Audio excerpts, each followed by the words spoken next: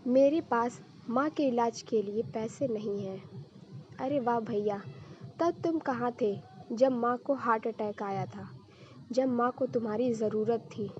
और तो और यह कहलावा भेज दिया था कि मेरी इस दुनिया में कोई माँ नहीं, कोई भाई वाई नहीं। अब माँ और भाई कहाँ से हो गए?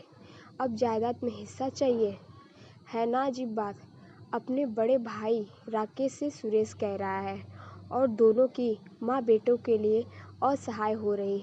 अंदर ही अंदर बड़े बेटे राकेश से खिन्न रहती कि उसके पास नौकरी चाकरी होने के बावजूद भी कभी छोटे भाई की मदद करने को ना आता, ना गांव में आने की फुर्सत थी कि माँ और छोटे भाई कैसे किस हालत में रह रहे।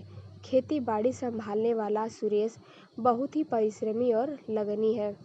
कभी अतिवृष्टि कभी अनावृष्टि का प्रकोप झेलने वाला सुरेश कभी भी अपने घर परिवार को कष्ट नहीं झेलने दिया था।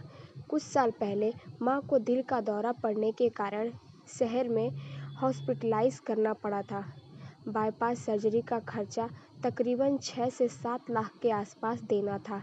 इसके लिए सुरेश ने भैया से विनती की थी कि वो पैसे भेज दे ताकि माँ का ऑपरेशन हो सके, लेकिन राकेश ने बहाना बनाकर कन्नी काट ली थी कि उसके पास इतने पैसे नहीं हैं, तुम देख लो। ऐसी मुश्किल परिस्थिति में सुरेश के ससुर ने पैसे की मदद कर समधन की जान बचाई थी। बाद में सुरेश ने खेत के कुछ हिस्से को बेचकर सुरेश का कर्जा उतारा था, क्योंकि उसके लिए तो यही ससुर का बहुत एहसान था कि वक्त आने पर उन्होंने मदद कर उसकी माँ की जान बचाई थी। राकेश के नज़र का पानी उतर गया था। ना तो माँ को देखने आया, ना ही कभी फ़ोन किया कि माँ किस हाल में है, किस तरह वो लोग शहर में रह रहे थे। कभी झांकने नहीं आया। आज के समय में राकेश अपना हिस्सा लेने को गांव पधारा है। उसे देखकर सुरेश, उसका छोटा भाई, अपना आपा खो बैठा। देखो भैया, हमारे पास जो भी खेत खलिहान है उससे ही साल भर का खर्चा पानी चलता है। इसमें से आधा आपको दे दिया जाए तो हम लोग भूखे मर जाएंगे। और आपको क्या कमी है? अच्छी सरकारी नौकरी है, शहर में मकान है, और क्या चाहिए आपको? क्यों हम लोगों का जीना हराम कर रहे हैं? चले जाइए यहाँ से। सुरेश का मन अपने ही भाई के प्रति विषाक्त हो चुका है। देख सुरेश, खेत के बटाई माल गुजारी का पैसा तू खा रहा है। हम तो कभी तुझसे नहीं बोले कि हमारा हक दो। अब पैसे की सख्त ज़रूरत है, इसीलिए खेत का आधा भाग का हिस्सेदार होने के नाते मेरा भी हक बनता है।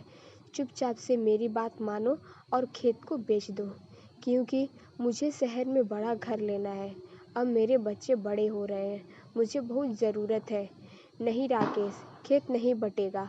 तेरे पिता के जाने के बाद सुरेश ने खेतों को मेरे नाम से करवा रखा है और उसमें उत्तराधिकारी का एक ही नाम है, सुरेश दास। इसलिए तुमको एक फूटी कौड़ी मिलने से रही। चला जा यहाँ से।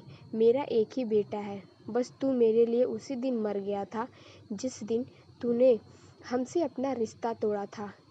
अब क्यों आ गया, कहकर माँ ने अपना मुंह फेर लिया।